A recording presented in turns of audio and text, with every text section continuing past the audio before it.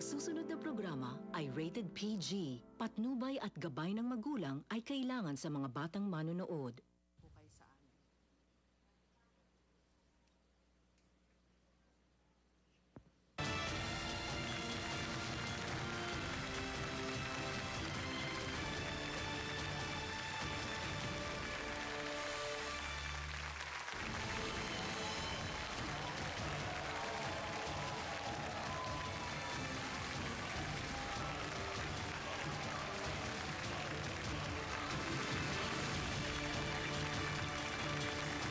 Maayong hapon, Luzon, Visayas at sa mga kapuso natin dito sa Mindanao. Ito na ang tamang panahon. Palakpakan naman dyan.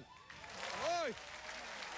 Magaganap na po sa entabladong ito ang kauna-unahang pagdedebate ng lahat ng mga kandidato sa pagkapangulo sa eleksyon 2016.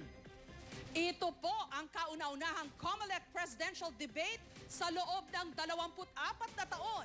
At ngayon, dinala natin ang debating ito sa tinaguriang Lupang Pangako, ang Mindanao. Live po tayo mula rito sa Capital University sa Cagayan de Oro City. At kasama na Mindanao, buong Pilipinas, kasama ang ating mga tagapakinig sa Super Radio DCWE, lahat ng impila ng RGMA at mga miyembro ng kapisanan ng mga broadcasters sa Pilipinas, nationwide at worldwide.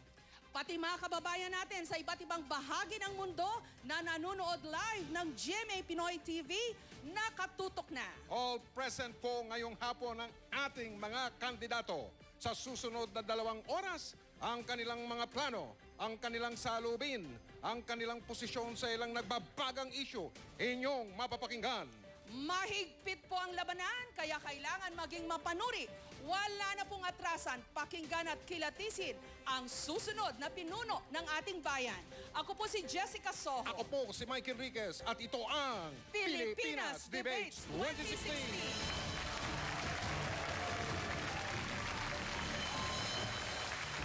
Magaganap na ang makasaysayang takbong pinakaabangan ng buong bayan.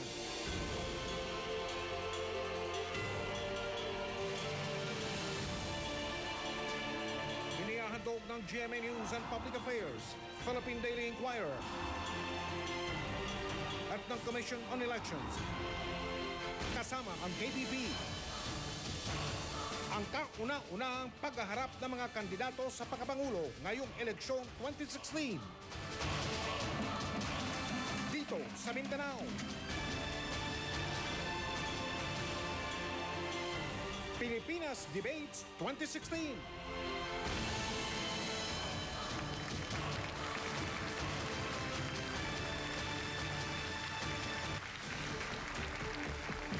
Kasama po nating magtatanong sa mga kandidato ang Editor-in-Chief ng Inquirer.net na si John Nery.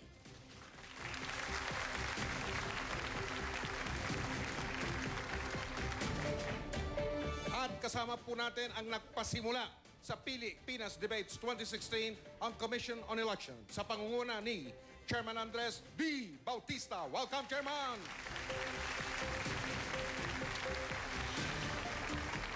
Huwag na po natin patagalin. In alphabetical order po natin silang ipakikilala at bibigyan ng tig-1 minuto para sa kanilang paunang panahayag at pananalita. Narito po ang kandidato ng United Nationalist Alliance o UNA na si Vice President Jejo Marbinay. Meron po kayong 60 seconds, Vice President. Mga kababayan, assalamualaikum. Mula noon hanggang ngayon, kahirapan pa rin ang problema ng ating bayan. Laki po ako sa hirap. Nakaranas po ako ng kahirapan. Kaya naman ako ay manungkulan sa pamahalaan, tinuunan ko po ang problema ng kahirapan. Sa Makati, napababa ako ang bilang ng mahihirap. Maraming nagkatrabaho at nakatikim at nakatamasa ng magandang serbisyo. Nagawa kong pinakamayaman ang lungsod ng Makati sa buong bansa. Dahil sa kagustuhan kong may ahon tayo sa kahirapan, siniraan ako at ang aking pamilya ng mga bagay-bagay na walang katamasan. So ako ho ay mamumuno mga kababayan dito sa ating bansa Dala-dala ang aking malawak na karanasan, tamang pamamahala at malasakit sa bayan. Maraming salamat. Maraming salamat po, Mr. Vice President. Ang susunod po ay ang kandidato ng People's Reform Party, PRP, Senadora Miriam Defensor Santiago. 60 seconds, Senador. Mayong hapon sa inyong tanan. Bisa na late ako kaina, ang aeroplano ko kaina. Nalilipayan gid ako. Nga nakalabot ako akon dire. Kay gusto ko na kanina mag-swimming na lang ako from Laguna Bay hanggang dito. There are many things we are rich in this country. We are rich in natural resources. We are rich in people resources. And yet, year after year, we hear the same doleful note from our analysts and economists. We are one of the poorest countries in the 10 Asian member community. Why are we so poor? The answer is because everybody wants to have the money of the government in his own pocket. Tanan yan sila, lahat sila. Pag nagpresidente ako, karasel ang abutin nila. So what our country needs really is a sense of shared destiny. Narito po naman ang kandidato ng Partido Demokratiko ng Pilipinas, Lakas ng Bayan o PDP Laban, si Davao City Mayor Rodrigo Duterte. Meron po kayong 60 seconds, Good day. Mayor. It's good that Ma'am Miriam is here. She's one of the two only qualified to run this country as president. Ma'am, I am here because there is so much criminality. Drugs is flooding the country, been calling the attention of the national government, and there is so much corruption in government. I propose that if I am president, I would get rid of criminality, drugs, and corruption. Just give me 3 to 6 months and I will do it for you. I will deliver. Again, I said we cannot go for economic growth unless we start with government. For as long as there are incompetent and corrupt officials in our government, we would never reach our goal of a happy country. And so I say that I stand here and you might consider what I've told you this afternoon. Thank you. Maraming salamat, Mayor. Pakinggan po naman natin ang independent candidate na si Senadora Grace Poe. 60 seconds, Madam Senator. Mayong hapon sa tanan. Nararapat lamang na tayo nagtitipon-tipon dito para mas maintindihan ng ating mga kababayan ang nangyayari sa kanilang mga kababayan dito sa Mindanao. Ang Mindanao po ang nagbibigay ng pinakamalaking produkto pagdating sa pinya sa mundo, pangalawa po tayo. Pagdating naman po sa saging, pang-apat. Pagdating sa niyog, pang-lima. Pero hindi lang yon. Sa buong Pilipinas, dito po tayo umaasa ng kalahating pangangailangan natin sa mais. At 1/4 sa bigas, kalahati naman para sa isda. Pero bakit patuloy pa rin ang paghihirap ng ating mga kababayan sa Mindanao? Marami na pong namuno na may karanasan, ngunit ganun pa rin. Ang kailangan ay isang may tunay na malasakit, merong paninindigan, mabilis kumilos, at agarang makakapagbigay ng solusyon. Napakaganda ng Mindanao. Hindi lang natin dapat puntahan ito, dapat pasalamatan ito. Pinopropose namin 30% ng aming budget ay mapupunta dito sa Mindanao para sa agarang solusyon ng development. Maraming salamat. At ngayon naman ang kandidato ng Liberal Party, si dating DILG Secretary Mar Rojas. 60 seconds po.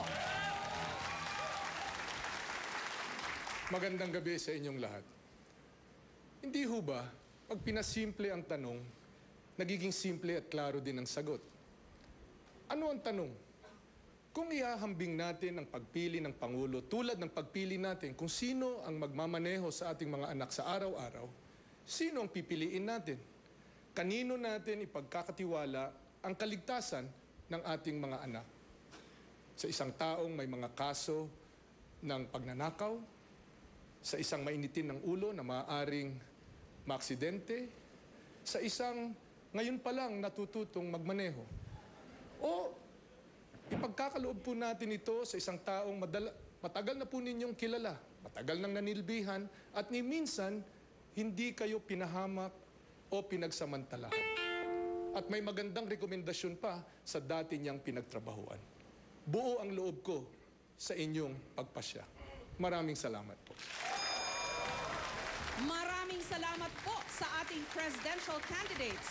Maaari rin pong makilahok sa diskusyon sa social media at gamitin ang hashtag na Pilipinas Debates 2016. Mag-log on din sa gmanews.tv/eleksyon 2016. Wag na wag po kayong bibitiw dahil susunod na po ang round 1 ng debate ng ating mga kandidato. Kilatisin, busisiin ang inyong pipiliin. Ito ang Pilipinas Debates 2016. Pilipinas, kinabukasan ay nasa ating kamay. Makiisa't makiugnay at piliin mo ang Live na po yan ng GMA 360-degree camera dito sa loob ng Capital University sa Cagayan de Oro, Mindanao. Special na camera po yan na kumukuha ng lahat ng anggulo at maaari ninyong kontrolin sa pamamagitan po ng mga staff namin dito sa debate hall kung tawagin. Punta po kayo sa gmanews.tv. Makiisa't makibahagi. Pilipinas, iparinig ang ating tinig. Pilipinas, Simulan na natin ang round 1. Ang ating tatalakayin ang track record at performance ng mga kandidato, pati na ang mga isyong kanilang kinakaharap.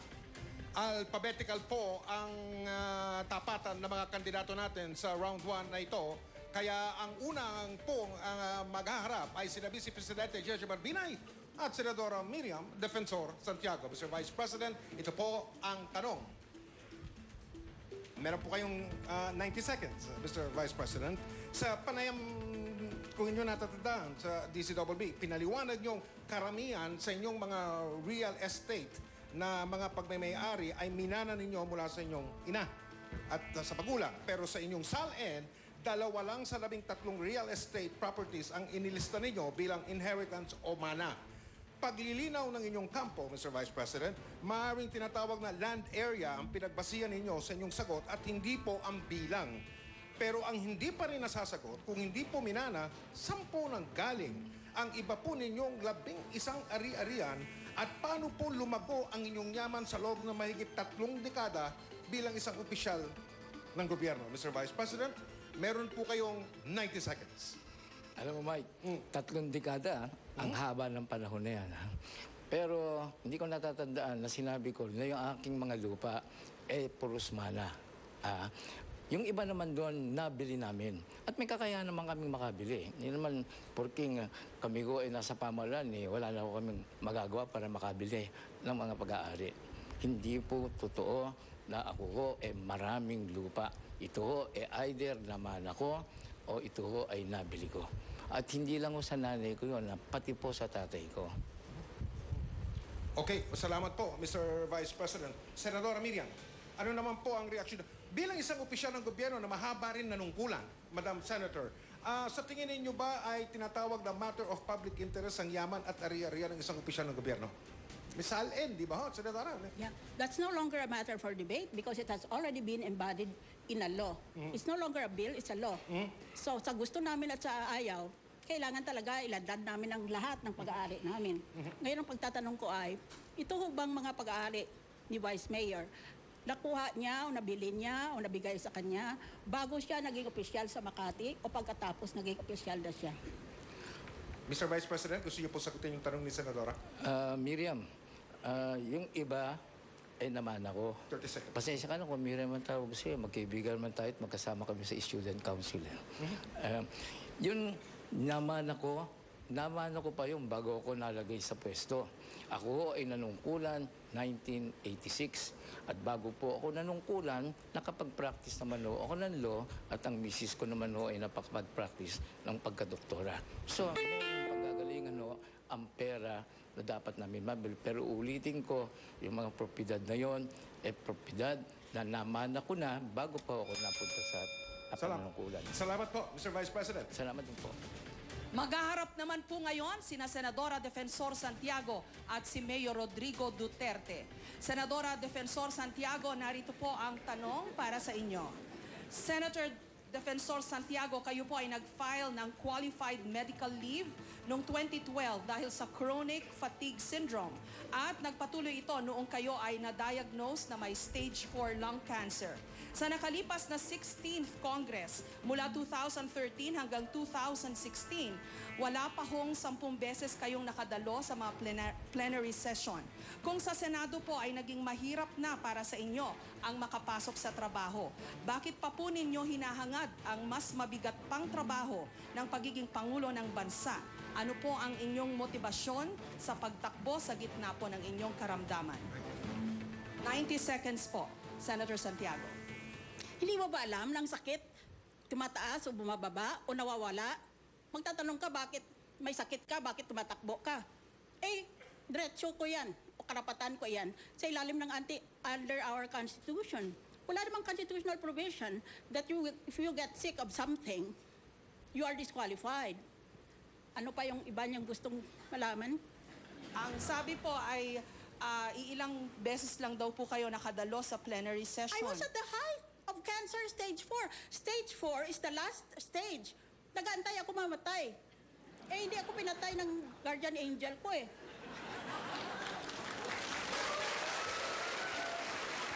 Paano raw po yan? Eh, mas mabigat daw pong trabaho ang pagiging Pangulo sa ating bansa. Mabigat na mabigat. Pero kung tuusin mo, ang senador halos kapantay lang o sobra pa ang trabaho. Kung ginagawa niya ang tama niyang trabaho, nang sa trabaho ng presidente. Kasi kung minsan nilalabanan niya ang lahat ng senador laban sa kanya. Hindi kamukha ng presidente na lahat sa paligid niya nag-aaliluya sa kanya. Maraming salamat po, Senadora Defensor Santiago. Mayor Duterte, ano po ang masasabi ninyo sa I will pahayag not ng go into Senadora? an You have argument 60 seconds. or debate with Ma'am Miriam. She's telling you the truth, and truth is very important. I do not see Senator Santiago passing away within the next 20 years. So what's the problem?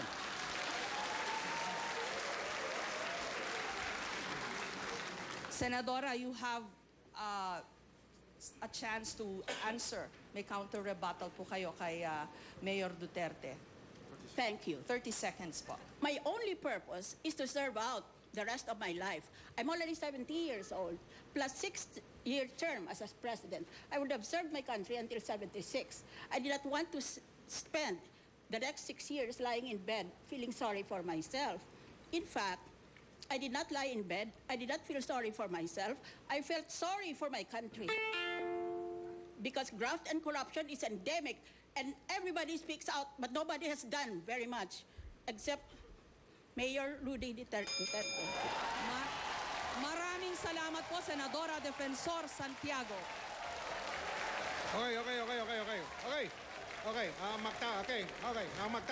Magtatapatan na po ngayon naman ay si Mayor Rodrigo Duterte ng lungsod ng Davao at si Senadora Grace po.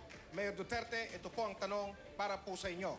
Unang tanong, sa inyong talumpati noong Nobyembre, 22 beses po kayo nagmura, Mayor. Minsan nyo na rin inaming naharap kayo sa reklamong acts of lasciviousness sa makatweet. At nung na-interview ko pa kayo, sinabi nyo rin, kayo po ay palamura, kayo po ay babaero, kayo po ay nakapatay na ng kriminal. Sa inyo po bang palagay, Mayor? Dapat po ba kayong tularan ng mga kabataang Pilipino? At ito ba sa tingin ninyo ang kaugalian na kailangan ng isang mamumuno po ng Pilipinas? Mayor, meron po kayong 90 seconds, sir. Yes, most of it are true. Most of it are true. Criminals, well, I go after them. As long as I do it in accordance with the rules of law, I will continue to kill criminals. And the President will order the killing as long as it is, I said, the exercise of performance of duty in accordance with law. I will use the military and the police to go after criminality and drugs. It's flooding the country. Hindi ako papayag ng ganun. Totoo yun. Well, I do not deny anything. Sa pangalawang bahagi po nung tanong, sa palagay nyo ba dapat kayong tularan ng mga kabataang Pilipino? No, Bilang I'm isang not leader? saying- Yes. Mayor? No.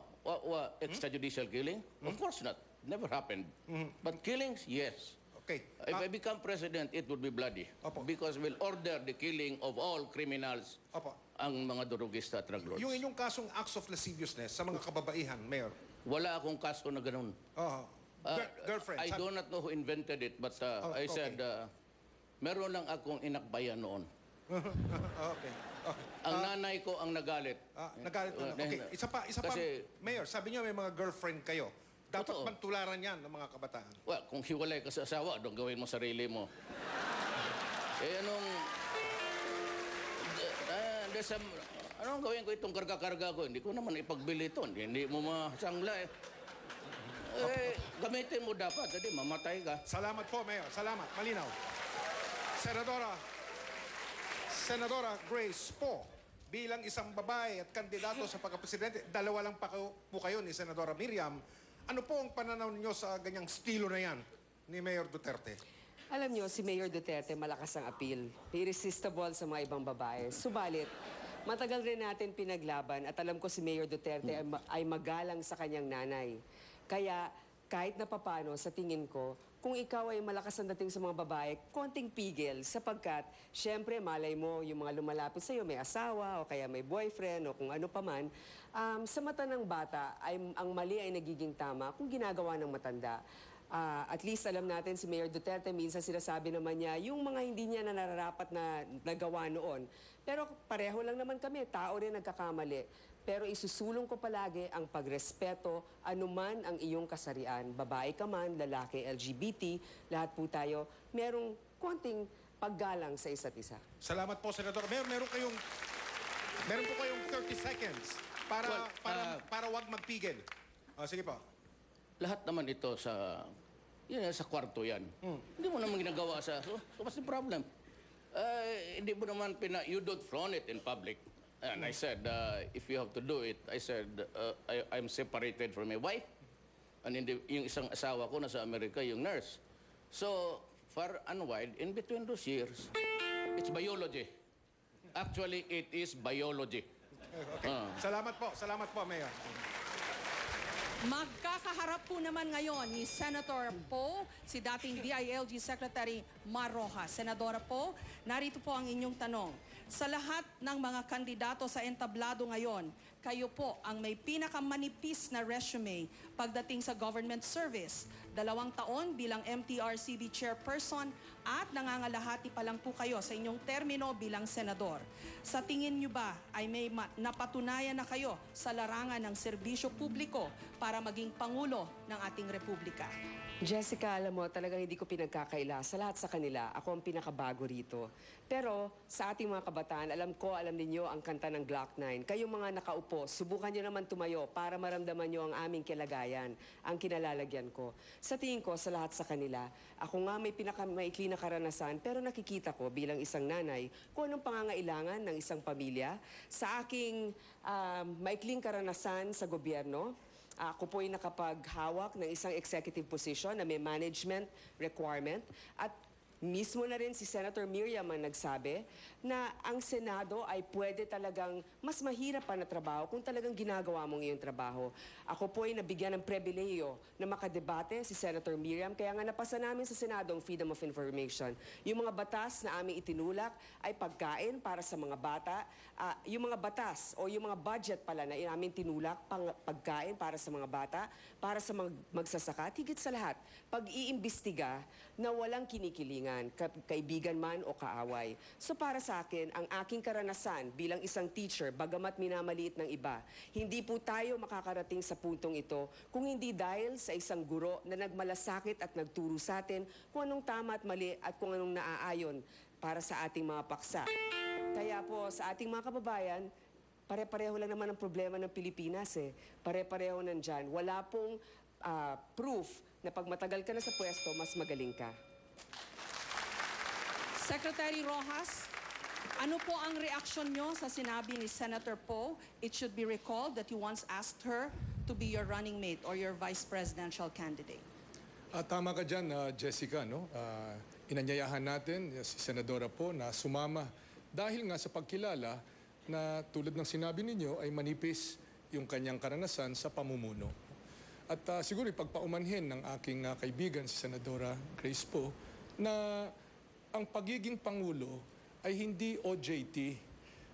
Kinabukasan, buhay, kaunlaran ng 100 milyong Pilipino ang nakasalalay dito. Kaya may tamang panahon para sa lahat. At para sa akin, yung karanasan ay isa sa pinakamahalagang katangian para sa pagiging Pangulo. Paano mo malalaman kung binubola ka o hindi? Paano mo pipiliin kung anong rekomendasyon ng dalawang magkaibang rekomendasyon ng mga cabinet secretary ang iyong pagdidesisyonan? Ito yung mga malalaking desisyon na kailanganin gawin ng susunod na Pangulo at mahalaga yung tamang karanasan, malinis na karanasan para dyan. Senadora po, ang inyo pong counter-rebuttal. Meron po kayong 30 seconds. Jessica, Mike, alam ko naman kung binobola ako o hindi. Kahit na maikli ang aking panunungkulan sa gobyerno. Unang-una, tama, si Secretary Mar, nakatatlong administrasyon na siya dyan. Nabigyan na ng ilang mga responsibilidad sa gobyerno. Pasensya na rin po. Pero marami rin akong inimbestigahan katulad ng DILG at dun sa DOTC sa MRT. At sa tingin ko naman, hindi mo kailangan ng napakahabang karanasan para malaman na kulang ang tulong ng gobyerno sa transportasyon sa ating bayan at kulang ang tulong ng mga gobyerno para magkaroon tayo ng kapanatagan. Maraming salamat po, Senadora po. At ngayon naman, ang one-on-one po ni na dating Secretary Mar Rojas at Vice Presidente Jojo Barbinay. Secretary Rojas, ang tanong para sa inyo. Sa inyong mga panayam, ipinagmamalaki ninyo ang mga nagawa ng daang matuwid. Katulad ng pagpapatayo ng mga silid-aralan o mga classrooms, ang programa ng DepEd, ang Pangtawid Pamilya Pilipino Program na pinamumunuan ng DSWD. Pero sa inyo namang panunungkulan bilang Secretary ng DOTC at DILG, iniuugnay at nangyari daw ang mga kapalpakan sa pangangasiwa ng MRT at sa mga umano'y mabagal na pagkilos bilang hepe ng DILG tulad nung tumama ang super bagyong Yolanda. Base sa inyong track record sa DOTC at DILG, paano po nyo patutunayang kayo ay may kakayahan maging isang epektibong presidente ng Pilipinas? Meron po kayong 90 seconds, Mr. Secretary. Salamat, Mike. Simulan natin sa DOTC. Nung ako po'y nasa DOTC, mahigit 100 kontrata sa halagang humigit kumulang 100 bilyon ang napabid namin na walang anomalya, walang alingaw-ngaw, walang kontrobersiya. Yan, nangyari lahat yan. Ports, airports, ibang mga infrastruktura na nangyayari at ginawa hanggang sa ngayon. Pangalawa, sa MRT, bakit ko tinanggihan ang proposal ng pribadong sektor na magpatuloy ang kanilang kontrata sa MRT? Dahil gusto nilang pahabain ito ng 15 dagdag na taon itong maanumalyang kontrata na ngayon ay ngayon ang sanhi ng problema natin. Plus, dadagdagan pa nila yung singil sa ating mga pasahero. Kaya tinanggihan ko yan. Diyan nagsimula yung ating paghahanap ng makabagong paraan para magkaroon tayo ng mga tren. Ang mga tren ay naandyan na, parating na, at ngayon ay sa susunod na mga buwan ay mapapakinabangan na ng ating mga kababayan. Pagdating naman sa DILG, ang Yolanda ang pinakamalakas na bagyo sa kasaysayan ng mundo. Ang buong gobyerno ay naandun. Nandun ako bago, habang at pagkatapos ng bagyo. Hindi ako bumitiw hanggang nag-stabilize ang sitwasyon at hindi ako tulad ng iba na dumating, nag-helicopter, nagturista, umalis at marami na ngayong sinasabi. Maraming salamat po, Secretary. Babalikan po natin si Vice President Binay. Mr. Vice President, sangayon ba kayo sa sinabi ni Secretary?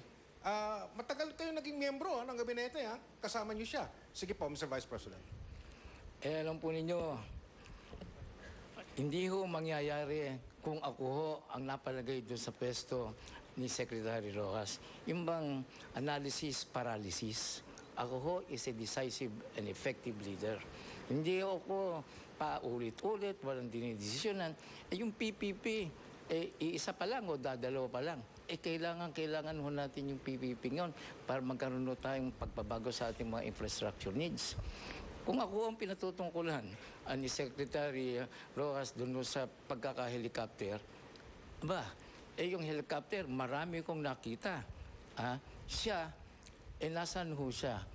Pagkatapos sunulamin doon, at mangyari yung lahat yun sa Leyte, nawala na siya.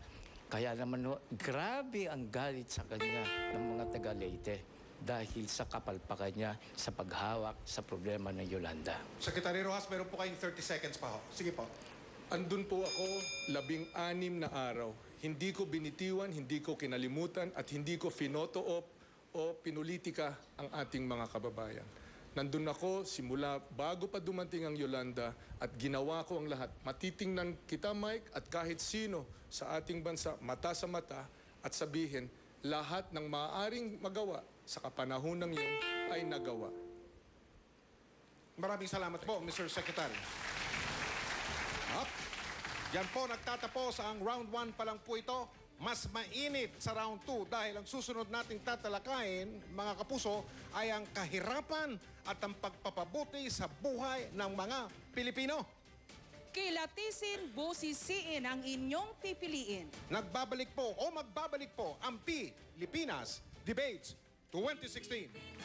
Samantala, makikita po ninyo ngayon ang ating Twitter heat map. Kapag mas marami pong bilog na pula sa lugar, mas marami po ang tweets na nagmumula riyan. At makikita po natin na umuulan na ang mga tweets tungkol sa debate sa Metro Manila. Umiinit na rin ang diskusyon sa Twitter sa Cagayan de Oro City mismo kung saan po tayo naroon. Ayan po ang ating Twitter heat map. Iparinig ang ating tinig. Pilipinas. Iparinig ang ating tinig. Pilipinas. Makiisa at makibahagi. Tandaan tamang pagboto, gusto at tamang bit.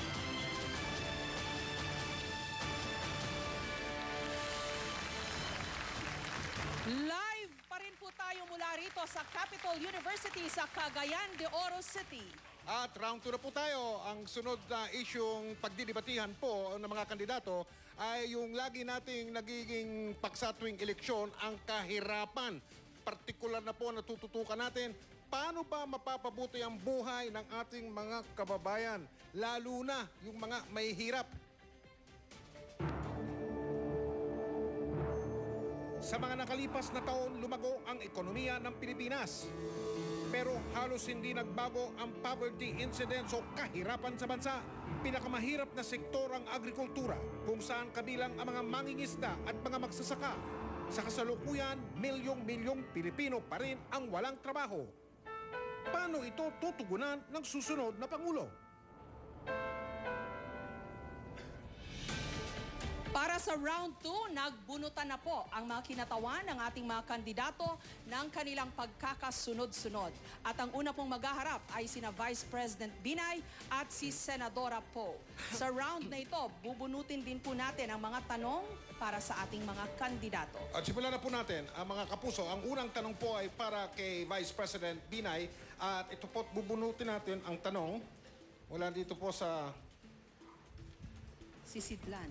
Sisidlan, yung bilog na tambyolong gawa sa kristal. Mr. Vice President, meron po kayong 60 seconds para sa... 90 seconds. Sorry po, 90 seconds. Maraming magsasaka ang baon po sa utang pagkatapos ng anihan dahil sa kababayad sa hiniram nila na pambili ng abono, pag-upa sa lupa, pag-upa sa sasakyan para maibaba yung kalakal nila. Patuloy naman ang pag-angkat natin ng mga mas murang bigas at mas murang gulay na lalong nagpapahirap sa mga magsasaka. May plano ba kayo para matulungan ang ating mga magsasaka nang hindi nadidihado naman ang mga mamimili? 90 seconds, Mr. Vice President. Imo-modernize po natin ang agrikultura. Bali ba naman ang agrikultura ay napakaliit ng contribution sa GDP natin. Yun hong ating mga magsasaka. Kunin mo na ho natin yung carp. Yung carp po, maganda ang intention doon. Pero among others, that is to make the lands productive. O kasama ho dyan yung mga magsasaka na sinasabi nyo naghihirap. Dahil sa yung parte ng carp na yun, tutulungan sa subsidizing, asistahan ng ating pamahalaan. Fertilizer, iba pang mga post-harvest requirements. Pangalawa, yung irrigation fee po, dapat tanggalin na ho natin yun. Pangatlo, yun kung post-harvest problem. Alam niyo ba mga kababayan na mas malaki ho ang nawawala sa post-harvest kesa doon sa kinikita? Pangatlo, dapat po tayo mang-akit pa ho tayo ng magkakapital para ho meron po tayong makakatulong doon sa infrastructure requirements. Yan po ginawa namin sa Makati. Ang ginawa po namin sa Makati, maiahon ho ang kahirapan, suportado ho ng pamahalaan. Salamat po, Mr. Vice President. Senadora Grace po, ano po ang reaksyon niyo sa sinabi ng Vice Presidente? Senadora, you have 60 seconds, Senador. Importante po para sa ating magsasaka, intindihin natin kung magkano kinikita nila. 17,000 pesos yung magtatanim ng palay for every 1 hectare. So kung tatlong binigay sa kanila sa agrarian reform, kikitain nila siguro mga 152 pesos a day. Talagang napakaliit. Dapat libre ng irigasyon, dapat may crop insurance, pero hindi lamang yun. Dapat magkaroon ng agro-industrial zones kung saan magkasamang DTI at ang DA para naman ma-market ang products ng mga magsasaka. Mag-soil testing tayo. Anong mga added value na pwede para dito sa lupa nila? Anong mas kikita sila? Palay ba o kape o kung ano paman. Tandaan natin, sa niyog, ang average age ng ating mga puno ay mga 60 years old na. Kaya konti na lang ang binubunga nito. Kailangan replanting, gamitin na natin ang pondo ng coconut levy para dito sa mga magsasaka ng niyog. Importante rin, isipin natin, pwedeng cocoa coir, pwedeng virgin coconut oil, pwedeng cocoa water, pwedeng kung ano-anong mga programa na pwedeng gamitin para dito. Added value para sa magsasaka. Okay. Mr. Vice President, may 30 seconds po kayo. Tumugon, Senadora, kung meron man. Wala na ho. At pareho naman ho kami ni Senadora. Doon ho sa assistance and subsidy coming from government. Ang idadagdag ko lang po, kung ako'y makakapagdagdag, yun hong high-yielding crops, dapat po mag-shift na rin ho tayo doon. Kasi ang crops natin basically is corn, rice, and coconut. Ay yung marami ho tayong lupa na angkop na angkop sa high-yielding crops. Salamat po, Mr. Vice President. Up next ay ang paghaharap ni na Senadora Grace Poe at Senadora Miriam Defensor Santiago. Senator Poe, narito po ang inyong tanong. Meron po kayong... Mahirap na. 90 seconds. Sandali lang po. Ito po ang inyong tanong. Ano po ang gagawin ng inyong administrasyon para matiyak na may pagkain ang 2.5 o 2.6 na milyong pamilyang Pilipino na nagsabi sa SWS na sila ay nagugutom araw-araw? Ang una talaga para sa akin ay dapat magkaroon ng libreng pananghalian sa ating mga public schools dahil yan ay diretso sa tiyan ng mga bata. Hindi po matututo ang ating mga bata at hindi po tatalino kung sila po ay nagugutom. Yan ang pinakauna. Pangalawa po, ang pinakamahihirap na ating mga kababayan ay nasa sektor ng agrikultura. At alam naman po natin na mismo nagtatanim ng palay at bigas, sila po talaga ang bumibili pa ng bigas sa palengke. Kailangan talaga ay bigyan ng tamang subsidiya at least sa paumpisa man lang sa irigasyon at iba pa para naman mas maging competitive sila. Kailangan na po ng replanting ng ating mga niyog sapagkat tayo po ang 5th largest producer siguro ng niyog sa buong mundo pero hindi natin sila binibigyan ng sapat na suporta. Nasa lagpas 70 billion na po ang nandyan nakatenga lamang na coconut funds na dapat mabigyan ng scholarships itong mga nagtatanim ng niyog para bumaba yung presyo at importante rin na ang ating gobyerno ay bantayan naman sapagkat kung bibigyan natin ng added value o yung matataas na value ng mga crops ng ating mga magsasaka at mag-aangkat tayo ng mga ibang bagay, huwag natin kalilimutan na huwag pa rin natin pababayaan ang sektor ng agrikultura kung tayo mag-aangkap ng mga ibang mga pagkain. So importante po yan sapagkat habang may nagugutom sa ating bansa, hindi natin pwedeng sabihin na nagiging matagumpay ang ating ekonomiya. Ano po ang inyong tugon rito, Senator Miriam Defensor Santiago? Well, 60 seconds po. promises are very easy to make. But which president of our country, just like us presidentiables for 2016, has ever abolished or at least reduced the incidence of poverty in our country? None. I say this with all conviction as former Agrarian Reform Secretary. Kaya pangako lang pangako. Saan natin kukunin lahat ng pera na ito na igagastos para sa mga sinasabing mga plano nila? That is the question. Senator Poe, ang inyo pong counter-rebuttal. You have 30 seconds. Kaya siguro napapanahon na magkaroon ng isang may bagong perspektibo. Marami dyan ang namuno na noon bilang Pangulo, matagal na sila sa gobyerno, marahil hindi na sila nag-iisip ng ibang paraan para makatulong sa ating bayan at sa ating ekonomiya. Nung panahon ni Pangulong Marcos, nagkaroon ng Nutribon. Hindi yan kompleto sa pagpapakain ng mga bata, pero kahit papano, nagkaroon ng feeding program para sa ating pamahalaan. Nung panahon ni Pangulong Erap, yun lamang ang oras kung saan kahit papano tumaas ang yield ng agrikultura, meron po tayong pag-asa. Kaya lang kailangan tapat, hindi nangungurakot at mabilis kumilos. Maraming salamat po, Senator Poe. Ang makakaharap naman po ni Senadora Miriam de Verso Santiago ay si dating DILG Secretary Mar Rojas. Senator Santiago, pupunutin ko po ang tanong para sa inyo. Masikip ang butas nitong kung ano man ito. Parang Miss Universe yan, fishbowl. Okay. Confidently, masikip. Okay. Lumago po ang ekonomiya ng Pilipinas nitong mga nagdaang taon. Walang kaduda-duda. Ang sabi ng nakakarami. At sa pagtatapos ng 2015, umangat ang ating ekonomiya ng 6.3%. Sa kabila nito, malaking porsyento ng ating mga kababayan ang naghihirap. Kung kayo po ang magiging susunod na presidente ng Pilipinas, Senadora, paano nyo ibababa ang mga nagdarahop sa pag-unlad ng ekonomiya at paano nyo susiguraduhin na yung yaman ay hindi mananatili? Ay, si Senadora po, no? Si Senadora Grace? Sandali. Senator Miriam. Sorry po. Si Senadora Miriam, ang kausap ko, Senadora. Siya po ang tinatanong ko. Okay. Ay, ito pong tanong, Senadora. Paano nyo sisiguraduhin ay yung yaman ay hindi mananatili sa ilan lamang kung hindi bababa sa mas nakakaraming mga Pilipino? Senadora, 90 seconds. Please. Una, pagandahin natin, ibig sabihin, bigyan natin ng mas maraming pera sa budget. Itong mga factors na ito. Number 1, health. Ang kalusugan ng ating mga mahihirap. Kalamihan sa kanila may mga sakit hindi na rin makatrabaho. Pangalawa, education. Importante sa tao na edukado siya. Kaya siguro, hindi tama ang ating mga pagpili noon dahil maraming hindi edukado na nagboboto. Pangatlo, rural infrastructure or social welfare improvements. Lahat ng ito nangangailangan na ang ating taxes should either be lowered or raised. Wala tayong eskapo dyan. So, we either have to consent to raise taxes or we should lower taxes. Hindi naman papayag ang gobyerno na kulang sa pera ang ating budget. Kaya, the remedy will be to decrease some taxes. For example, the estate tax should be erased. Paggulo lang yan Naging judge ako, marami akong estate taxes cases na 10 taon na hindi pa ma-resolbar. Pangalawa, real estate tax should be abolished. No, should be piggybacked with a real property tax on the national level, kaya 2 beses magbabayad. Kaya mahirap labanan ito. Ang kailangan dyan is the will to win. Salamat po, Senadora.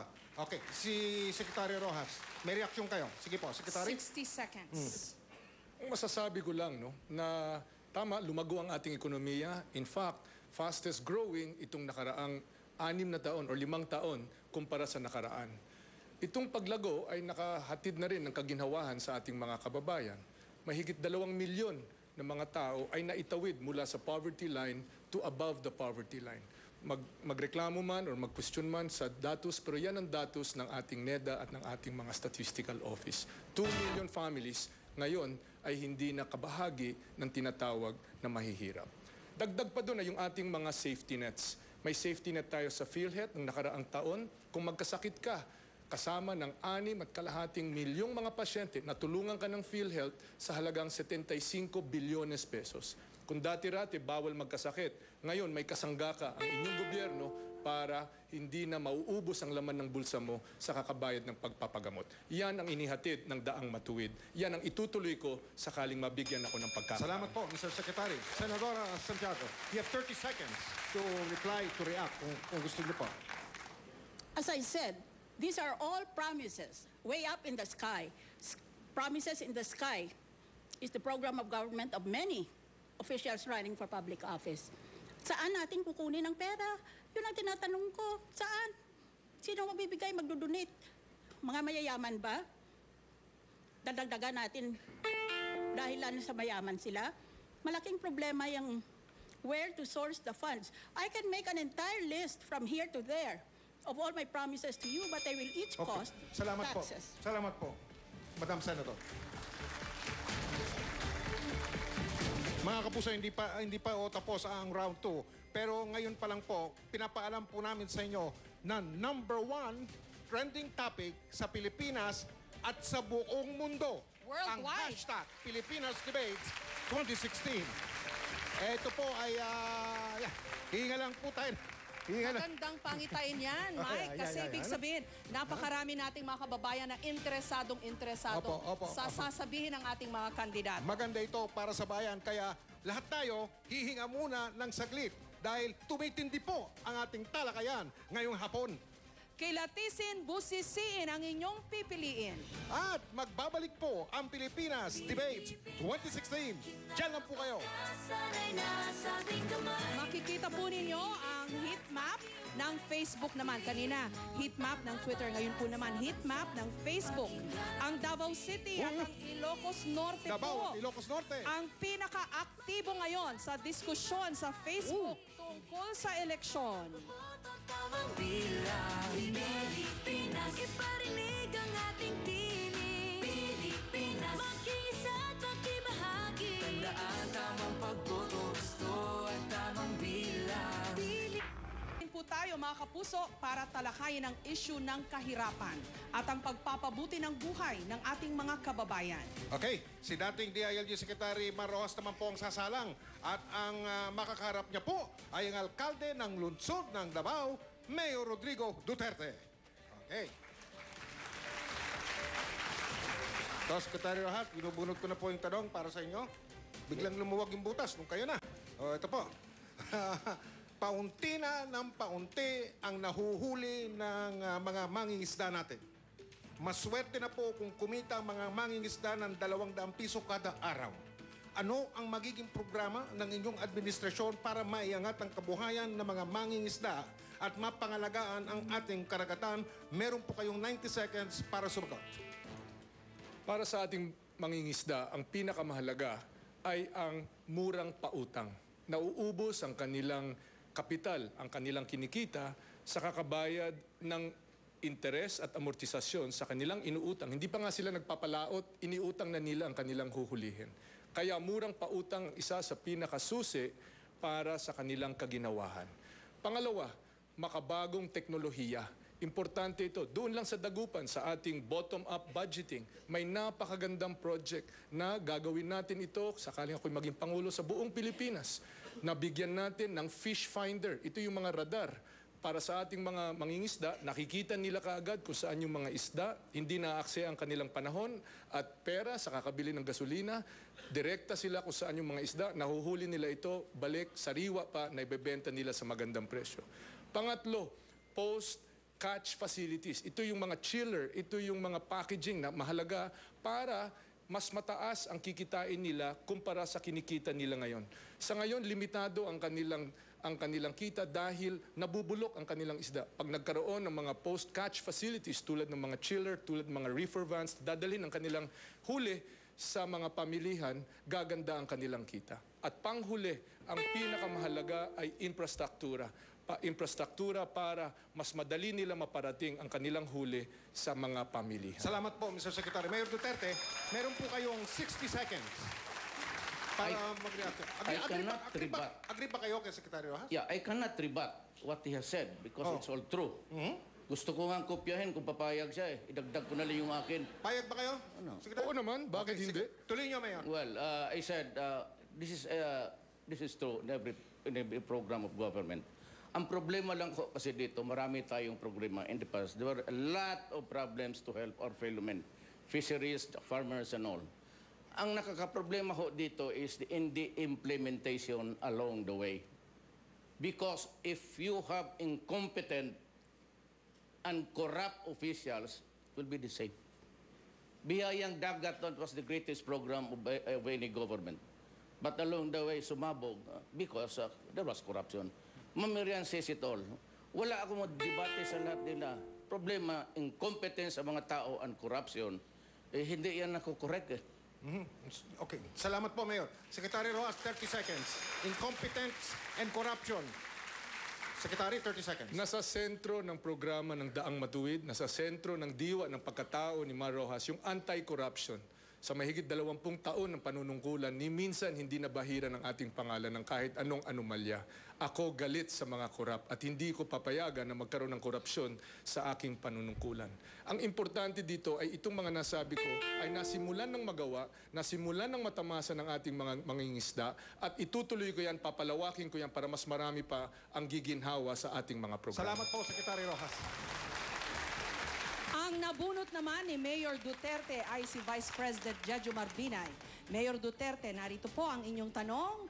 Meron po kayong 90 seconds para po sagutin ito. Ang tanong, isa sa mga problema ng mga magsasaka at mamimili ang pagkakaroon ng mga rice cartel na nasa likod ng smuggling at price manipulation. Paano babanggain ng administrasyon ninyo ang mga rice cartel na ito? Sos, ma'am. Kunyan lang, I'll do it in 3 days. Hulihin ko lang yung gagong, yung when I testified in the Senate, I identified somebody there. Bangayan. He was one of those smuggling rice. Yung cartel nila, madali yan. As president, sabi ko nga, 3 to 6 months, tapos lahat to. Ano really? I am willing to stake my honor, my position, and my life. 3 to 6 months, malinis itong bayan na ito. Pati yung cartel-cartel na yan. And even those itong mga 5-6, ang ginagawa, nagpapahiram pa doon sa mga farmers, tapos binibintahan pa ng appliance. Kaya ako sa Davao, sabi ko, stop it. Stop it. Do not oppress the people. Kaya lahat ganito. We would like to build food terminals, and we would like to land bank to come in and give money to the farmers. Then allow them, Department of Trade, to help in the establishment of credit unions, cooperatives. Doon maghiram. Ang said, ang pinakamaganda is 1 billion per region. Doon sila magtayo ng kooperatiba nila para kanila ang binabayaran nila. Vice President Binay, ano po ang tugon ninyo sa sinabi ni Mayor Duterte? Alam po ninyo yung problema ni smuggling, makikita ho ninyo yung leader. Doon ho nagsisimula ang problema. Kasi ang leader, hindi decisive, hindi effective. Alam ang problema ba't hindi masolusyonan? Kasi hindi marunong mamuno. Ako, yung problema namin, sa amin, hindi kami masyado na problemahan ng mga crime, kung ano-ano pa. Dahil sa ako ho, I'm a decisive leader. I hit the ground running. Haharapin ko ho ang problema. Dito, halimbawa, may problema nga dito sa Mindanao dahil dyan sa mga kuryente. Wala indecisive, ineffective, walang aksyon. May problema, hindi sinusolusyonan. Kaya ho, nagkakaroon ng walang nagagawa sa smuggling. Turn po ni Mayor Duterte para magbigay po ng kanyang counter-rebuttal. 30 seconds. Mayor I have nothing Mayor to Duterte. rebut in that statement. If it's just a matter of rebutting, it's useless because it's all good. Problems, I said, is there the money?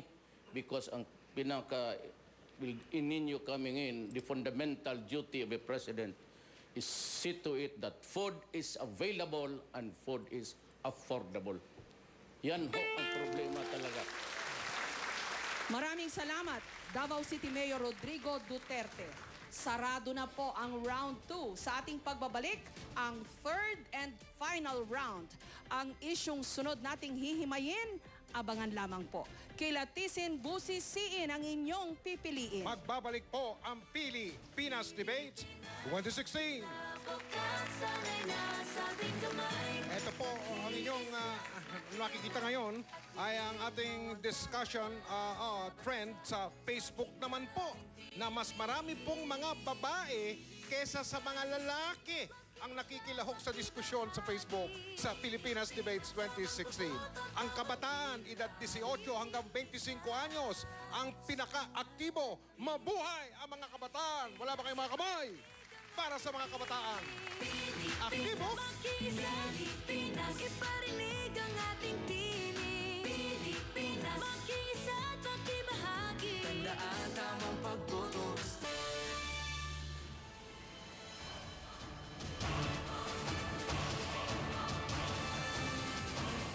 At ito ito po muli ang isa na namang kuha ng GMA 360-degree camera. Maaari niyong kontrolin yan para makasilip kayo sa loob nitong debate hall. Ayan mga kapuso, magputalong po kayo sa gmanews.tv. Live po yan mga kapuso.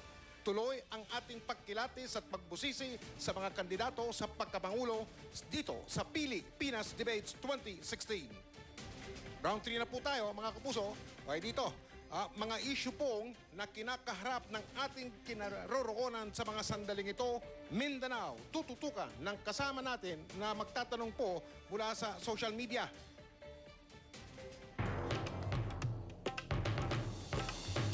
Itinuturing na food basket ng Pilipinas ang Mindanao.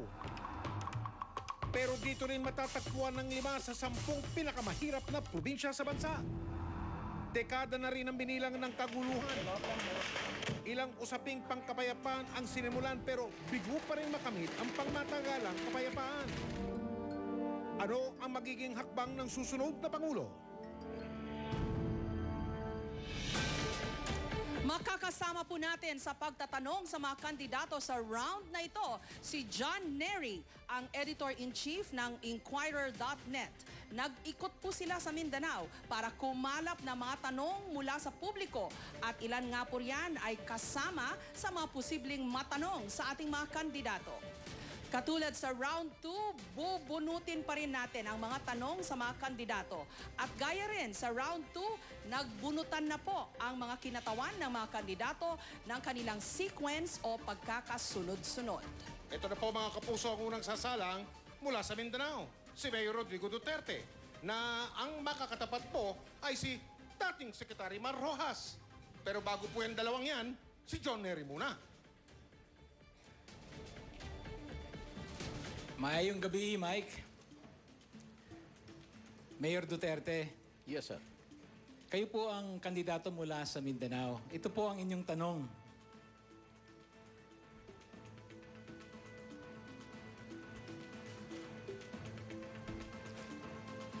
May nagpadala sa amin ng litrato sa social media.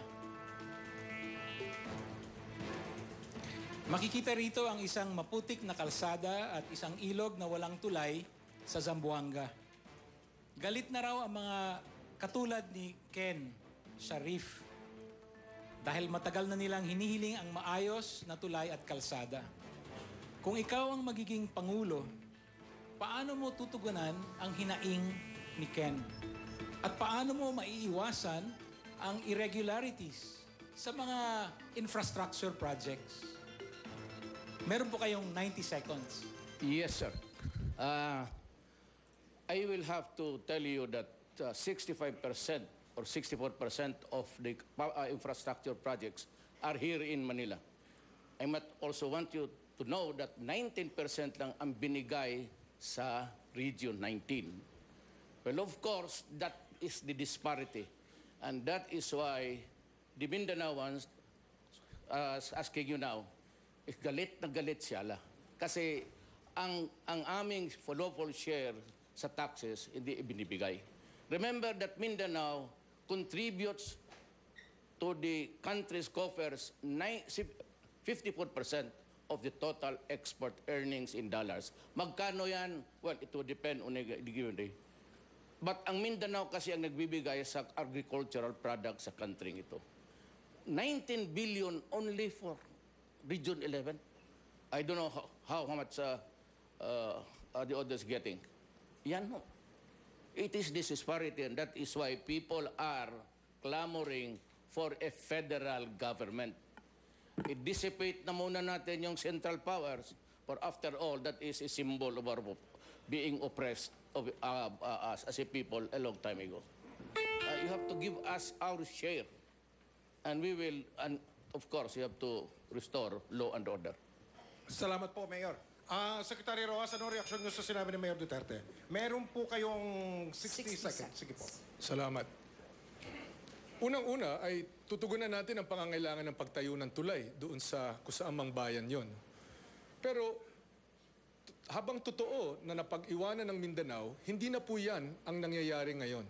In fact, Mindanao today has twice the amount of infrastructure in the last 5 years than it had in the last 12 years. 260 billion pesos ang dumating sa Mindanao itong nakaraang 5 taon kumpara sa 125 billion nung 12 taon ni ni Gloria at ni Erap. So, hinahabol na natin, lumalaki na ang ating pagtugon sa pangangailangan ng Mindanao. Is this enough? Hindi pa. Kaya tuloy-tuloy ang ating programa na kung saan mas maraming infrastructure, tulad ng nakita natin, paglanding sa Lagindingan, papasok dito, yan nangyari sa Daang Matuwid. Yan ang halimbawa ng mga infrastructure na pinarating natin sa Mindanao. Salamat po, Mr. Secretary. Mayor Ducate, meron ba kayong tanong? Reaction, 30 seconds. Wala man akong nakitang tuwid na dadaan. Puro kulubot man yan. You know, I said this year, the budget was given to Manila, the largest portion of it was 64%. Ang binigay sa Region 11, 19 billion. Kanila 64. So how can you expect Mindanao to develop? It's a question of money. You do not count the accounts that was given us with the last 5 years. Naubos yun sa korupsyon. Okay, maraming salamat po, Mayor. Salamat po. Sunod namang sasalang ay si dating Secretary Rojas at ang makakaharap niya si Vice President Binay. Ang tanong mula pa rin kay John Nery. Daghang salamat, Jessica. Ginoong Rojas, ang tanong po sa inyo,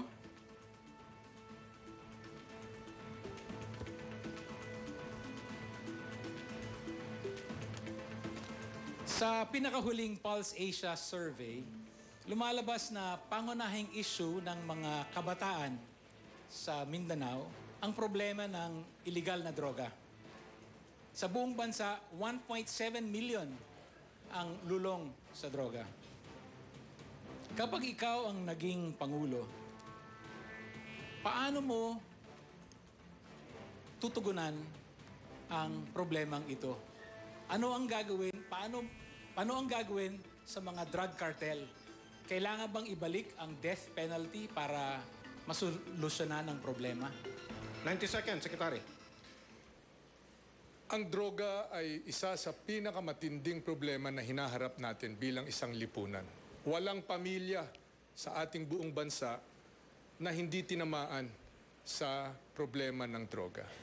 Tututukan natin ito, natutukan na natin ito, at tututukan natin ito sa pamamagitan ng sa taas, paghabol, kumbaga sa sibat, yung tinatawag nating lambat sibat. Sibat, hahabulin natin yung mga kartel tulad ng ginawa namin sa PNP nung ako po ay DILG. Mahigit 2 bilyon ang halaga ng droga na nahuli nung kapanahunan ko.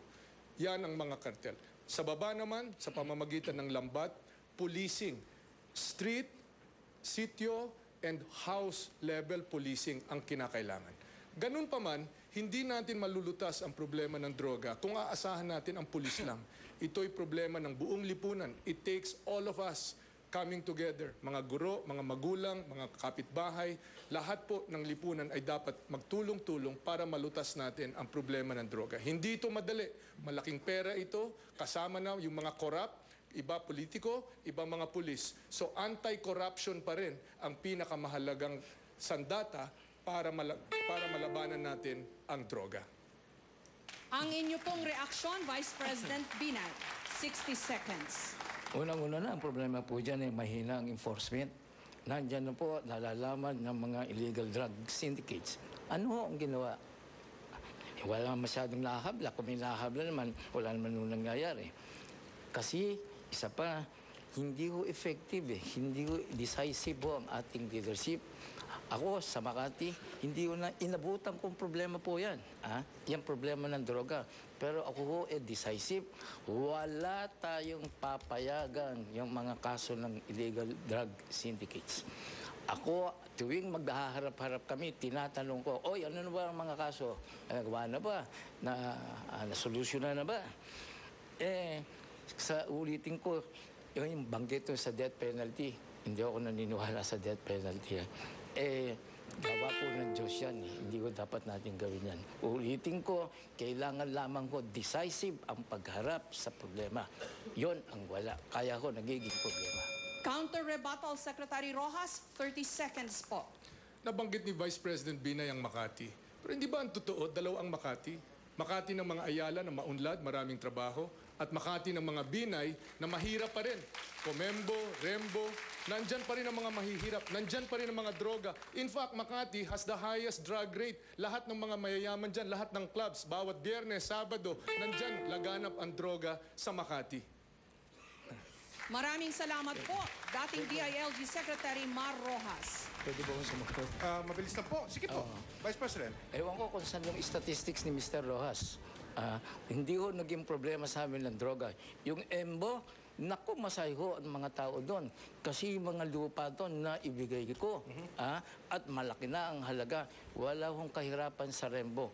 Sa buong Makati, nakapag-deliver po kami at naingat po namin ang buhay ng bawat taga-Makati. Okay, maraming pong salamat. Daling ko po si Vice President Binay sa mga housing na kung saan nila nilagay ang mga nailipat nila para makita kung gaano kahirap pa rin ang mga tao na Sige po, inilipat nila. babalik po tayo sa ating sequence. Mamaya po, kayo mag-alala. Itutuloy po nila yan. Gusto nyo? Palakpak kung gusto nyo. Yun! Yun, oh! Ayun na. Si... sandali lang po. Mr.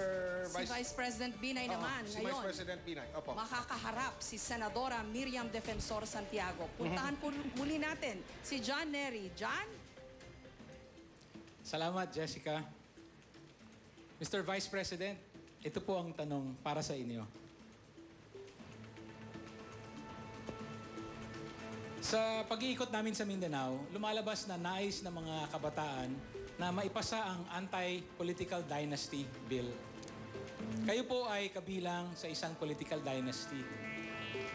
Ito ba, paano nyo bibigyan ng prioridad itong panukalang batas na ipasabuhay ang constitutional provision laban sa political dynasty?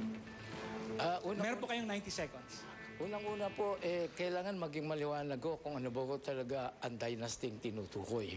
Oo nga't nandyan na po sa saligang batas, yung ang labanan ng dynasty, pero hindi ko magkasundo kung ano ba talaga ang definition ng dynasty. Pangalawa, bakit naman ho magkakaroon ng batas para pagbawalan yung gustong magtrabaho? Qualified naman at mahahalal naman sa isang malinis at marangal na halal. Hindi naman ho guarantee na porking kamag-anak mananalo. Ang menina, tagdad ang anak, asawa, lahat ho natatalo. Uulitin ko lamang, kailangan lamang po magkaroon ng malinis at marangal na halalan. Palagi ko nagsimula itong issue ng sa dynasty, dahil sa mga unang panahon, pagkakamag-anak na overspending, patayan at iba pa. Pero kung qualified, gustong magtrabaho, bakit naman ho? Basta't dadaan lamang sa isang marangal at malinis na halalan. Salus populi, sabi nga, gusto ng tao. O bakit naman ho ninyo haharangin dahil sa kamag-anak? Salamat po. Tapos na po, Mr. Vice President. Okay, salamat po, Mr. Vice President. Senadora Miriam Defensor Santiago, reaction please. You have 60 seconds, Senadora. The anti-dynasty provision is found most of all in our Constitution. And it is a basic principle of constitutional law that anything written in the Constitution without more and without less should be literally applied if possible. Sinabi na ng Constitution hanggang ngayon, hindi pa na sa batas yung aking bill ng anti-dynasty. Kaya hindi natin define kung sino mga members ng dynasty, ano ang mga patakaran para ma-subsume sila, ma-form part sila ng isang dynasty. Dapat may batas na ganun. Yun ang sinasabi ng mga membro ng Kongreso na malabo. Ang totoo dyan, self-interested sila. Gusto nila ang dynasty kasi mga dynasty ang mga pinanggalingan nila o pupuntahan nila. Ngayon, kung ayaw nila nun, then we have to amend the Constitution. But while it is there, it must be obeyed. The Constitution is always and always supreme. Salamat po, Senadora. Mr. Vice President. Excuse me po, ano po masasabi niyo dyan? 30 seconds.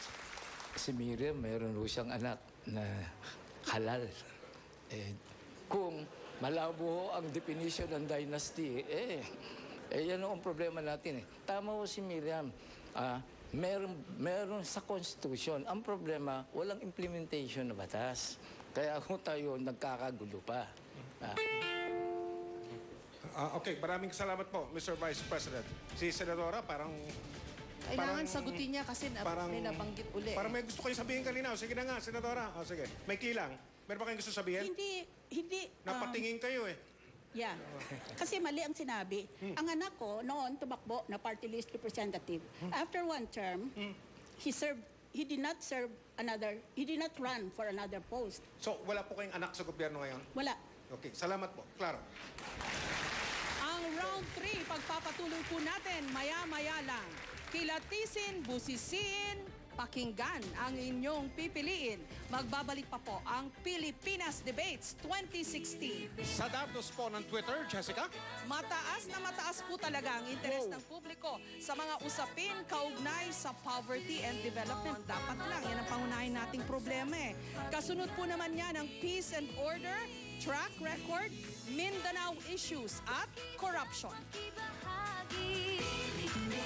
Pilipinas, iparinig ang ating tinig. Pilipinas, makiisa at makibahagi. Tandaan tamang pagboto, gusto at tamang bilang.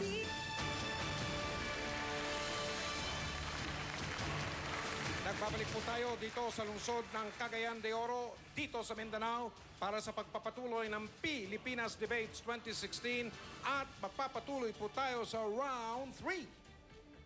Ito po, mga kapuso, pero bago po yan, may mga nagtatanong po yung nakikita sa tenga ni Vice President Binay. Ang tawag po dyan sa aming propesyon ay override o yung tinatawag na in-ear monitor. Ganito po yun. Mga kapuso, meron po kaming lilinawin.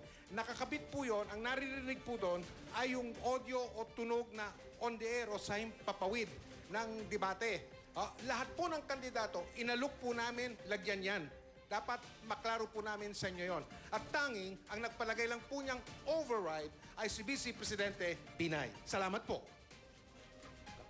Ang ating pong hinihimay ngayong round 3, mga isyong kinakaharap ng Mindanao at mga tanong mula po sa ating mga netizen. Ito na po ang susunod na magtatapatan. Senadora Miriam Defensor Santiago at Senadora Grace Po.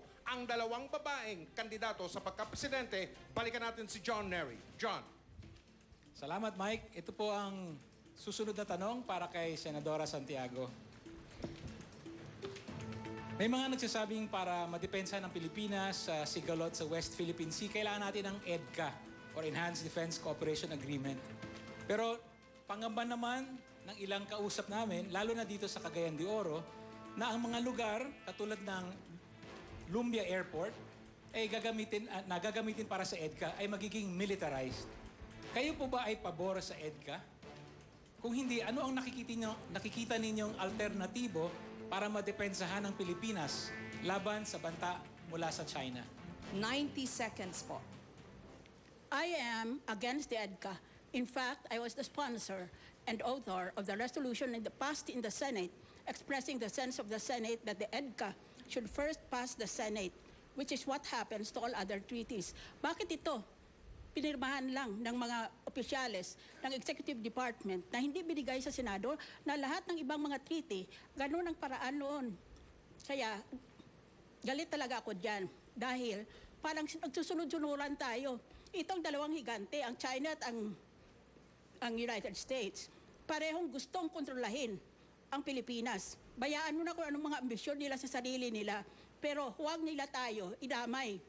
Kaya pareho lang yan na mga ganid.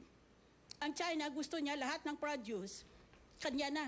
Kaya ayaw makipag-usap sa atin ang China ng one-on-one. Pilipinas, halimbawa, at saka China, Vietnam and China, ganon. Ang atin naman gusto ay collective. Lahat ng ASEAN, magkasama-sama sila, 10 sila, at kausapin nila ang China. Ngayon, ayaw ng China yon. Kaya hindi na talaga marisolbar yan. Pero ang katotohanan dyan ay parehong gusto na kontrolahin itong South China Sea na tinatawag or West Philippine Sea. Nitong dalawang bansa na ito. We let us stand for our sovereign rights. I am willing to join any movement to declare our independence from imposed sovereignty. Salamat po, Senadora. Salamat po. At Senadora po, meron po kayong 60 segundo, 60 seconds para sa inyong reaction. Sige po. Sang-ayon ako kay Senator Miriam na dapat talaga ay dumaan ito sa Senado para masuri kung ito ba'y bagong kasunduan o hindi. Ito po ang ilagay natin sa ating isip. Wala pong isang bayan na mag-iisip kung anong mas maganda para sa kanilang kapitbahay o sa kanilang kaalyado. Ang una nilang iisipin ay ang kanilang sarili. Ngayon, isipin natin ang ating sarili. Anong pwede natin makuha sa kasunduang ito? Oo, nandyan sila, isang bigate na pwede tayong bantayan. Pero naalala ba ninyo, nung nandito yung base militar, kahit papano binabayaran tayo ng mga Amerikano. Pero ngayon, dahil dito sa EDCA, libre ang kanilang pagiging dito. Itong masasabi ko, kahit na maliit na bansa tayo, ikumpara natin sa China, bakit ang Singapore, pwede nilang palakasin ang kanilang military. Hindi sila basta-basta inuuto ng mga ibang bansa. Kaya rin natin yan. Ngayon, paunti-unti, palakasin natin ang ating military. Kausapin natin ang China constructively, pero let's take a leadership role in the ASEAN so that we can follow a particular code and conduct that will be followed by the other countries in the ASEAN. Salamat po, Madam Senator. Senadora, you have 30 seconds. Yes, there will always be different levels of negotiation between the Philippines and other foreign countries that we deal with.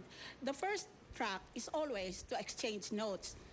For example, the Philippines already protested the activities of China in these disputed seas. That's the first track. But it has had no effect. Walang epekto. Kaya we have to go to the second track. We have to negotiate with China together with other Asian countries. Maraming salamat po, Senadora Santiago. Up next, ang paghaharap ni na Senadora Grace Poe at Mayor Rodrigo Duterte. Balikan po natin muli si John Nery. Salamat, Jessica. Ito po yung tanong para kay Senadora Poe. Hindi na ipasa ang Bangsamoro Basic Law dahil na rin siguro sa nangyari sa Mama Sapano. Kapag kayo po ang nahalal, isusulong ba ninyo uli ang BBL or meron kayong ibang programa? Yung paglinaw po sa nangyari sa pagpatay kay Marwan, kasama po yan sa solusyon?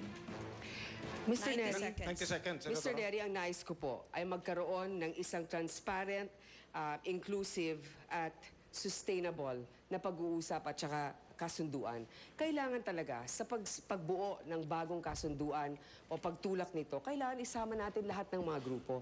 MILF, MNLF, lahat ng mga grupo, hindi lang Maguindanaoan, kundi Tausug, Maranao, Bajau, kung ano pa, pati yung mga IPs, pati mga Kristiyano dito sa Mindanao na bumubuo nito.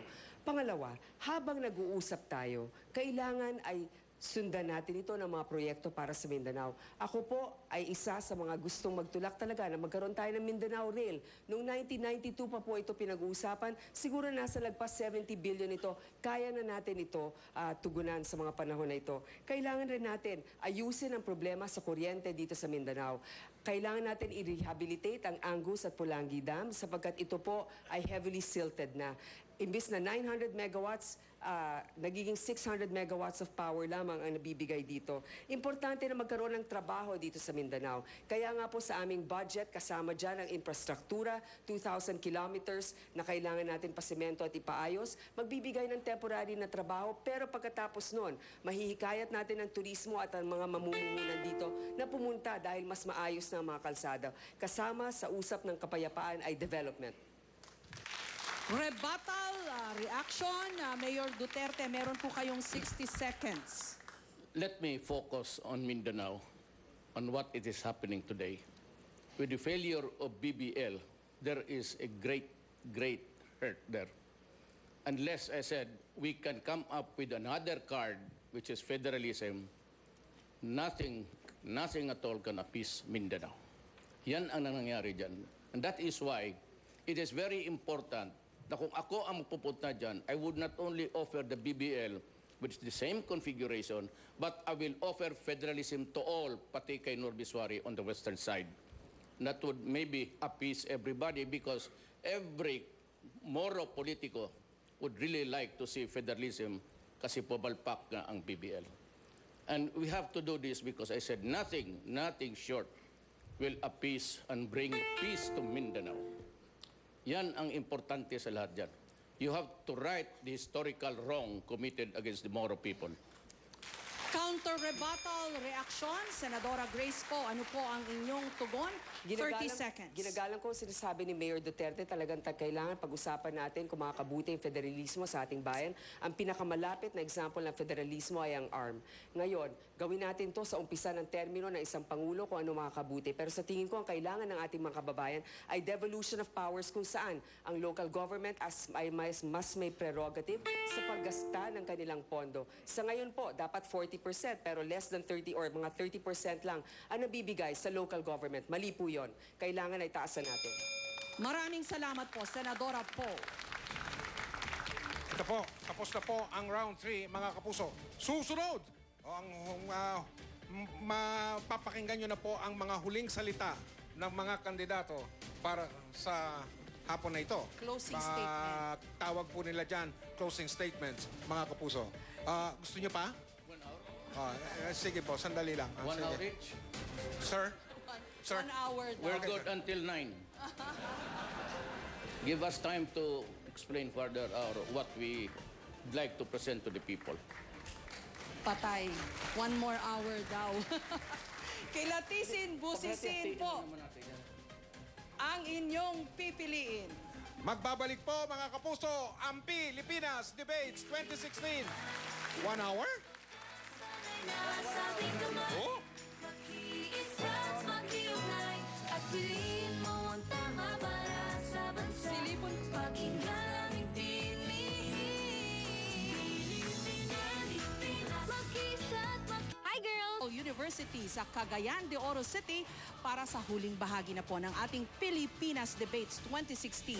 Kasama pa rin po natin lahat ng ating mga kandidato sa pagkapangulo. Mga kapuso, nito pong nakaraang linggo, nagpunta po kami sa bayan ng Pikit sa North Cotabato dito sa Mindanao. Nakilala po namin ang isang estudyante sa grade 5 na nakikita nyo yan. Si Norisa po yan. Malungkot po ang kwento niyang si Norisa. Dahil hawak po siya ng kanyang ama nang siya ay nabaril sa isang rido. 3 kilometro lang po naman ang layo mula rito sa ating kinaroroonan ngayon. Nakilala ko si Nanay Nening, 71 years old. Ang tanging ikinabubuhay nilang mag-asawa ay ang pagbebenta ng panggatong. Kada buwan, 300 piso lang ang kanilang kita. Ayon sa kanya, kung mahirap sila noon, mahirap pa rin po sila hanggang ngayon. Kasama sina Nornisa at Nanay Nening sa mahigit 100 milyong Pilipino na nais po ninyong pamunuan. At para po sa pangwakas na pananalita, closing statements ngayong gabi, ay pakisabi na din po sa mga nakikinig at nanonood sa Pilipinas at buong mundo, bakit kayo ang dapat maging susunod na kandidato, presidente ng Republika ng Pilipinas? Bibigyan po namin kayo ng tig-1 minuto para riyan. Alphabetical ulit po ang ating sequence o pagkakasunod-sunod. Ito na po, mga kapuso, kukunahin natin si Vice President Jejomar Binay. Mr. Vice President, 60 seconds po. Batay po sa aking karanasan at tamang pamamahala at pagmamalasakit sa ating kapwa, lalo na sa mahirap, yan hong pagharap sa problema ng kahirapan ay dapat po nating harapin sapagkat problema pa rin po yan. Kaya po bahunan, tigilan na po natin yung underspending. Ang sinasabi ko, pagka underspending, underperformance, hindi nagagamit yung dapat paggamitan. Pagka maraming namamatay kasi hindi lang bibigyan ng tamang gamot, hindi makapagpapasok sa ospital, underspending, nakaka-apekto yan, nade-delay ang performance. Yung mga infrastructure requirements po natin na makakatulong ko yan dahil sa magpapadami ng kabuhayan, hindi ko nagagawa. Kaya ho, kailangan po tayo na magdagdag at gastusin ang pera para mabago ho ang ating buhay. Sunod po naman si Senadora Miriam Defensor Santiago, 60 seconds po. We are here looking for a real leader of the Philippines who will implement all the valuable suggestions that were made here this evening. But this is not a personality contest. This is not a show for entertainment. This is a show to educate the Filipino voter on what his own responsibilities are, in addition to those that are being assumed by the presidential candidates. One, there should be academic excellence. Dapat naging head of the class, or at least naging honor student. Dahil kung hindi mo na marunong yun, ano ngayon ang ibibigay niyang dulong sa atin? Pangalawa, may professional excellence. Kung naging professional yon, dapat binigyan siya ng mga award ng mga kapwa professional niya dahil sa hanga sila sa kanya. But third and most important, we should have moral excellence. Dapat ang binoboto natin walang bahid sa kanyang record. O kung may inimbesto man, masyadong hindi ka panipaniwala. So, good luck to you and good luck to all of us. I hope this country will deserve to be what God meant it to be. A happy, prosperous nation. Salamat po, Senadora. 60 seconds po sa huling pananalita ngayong hapon ni Davao City Mayor Rodrigo Duterte. Mayor. Nganong ni amang ko nga rin. Why am I here? I am here because I love my country and I love the people of the Philippines. I am a native of the Philippines. There's so much corruption, there's so much crime, and so much drugs flooding the country. And seems that nobody is minding this talk.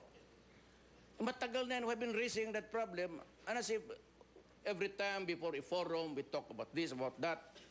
Eh, kung bigyan ninyo ako ng pagkakataon, only if God wills it also, I will stop it. I said, this is an imposed restriction on me. Hindi ako napapabilib sa inyo. I will get rid of drugs, suppress crime, stop corruption in government in a matter of 3 to 6 months. Because I believe that without peace, with corruption, we cannot really survive and develop as a nation. Si Senadora Grace Poe naman ang susunod na magbibigay ng closing statement. Senadora Poe, 60 seconds. Maraming salamat sa inyong pakikinig. Nararapat lamang na pinag-usapan natin ang lahat ng ito. Ito po hindi tungkol sa mga kandidato, kundi tungkol sa inyo. Hindi po kung anong gusto namin, kung hindi kung anong mahalaga sa inyo. Dahil ito ay tungkol sa Mindanao, nais kong balikan ang mga nais nating gawin dito sa Mindanao. Unang-una, kailangan talaga na magkaroon ng sapat na kuryente na murang halaga para sa ating mga kababayan. Yan ay ating gagawin, i-rehabilitate natin ang lahat, babantayan natin ang mga transmission grids para ito naman ay sapat ang kuryenteng maibibigay. Pangalawa, trabaho para sa inyo. 30% po ng budget ng national government ilalagay natin dito. Pangatlo, kailangan din na magkaroon ng pakikipaglaban sa korupsyon. Pag ako po ay naging Pangulo, unang executive order, magkakaroon ng freedom of information na matagal na nating ginugusto. Sa Pilipinas, sa buong Pilipinas, sa Mindanao man, ang importante ay isang leader na mapagkakatiwalaan.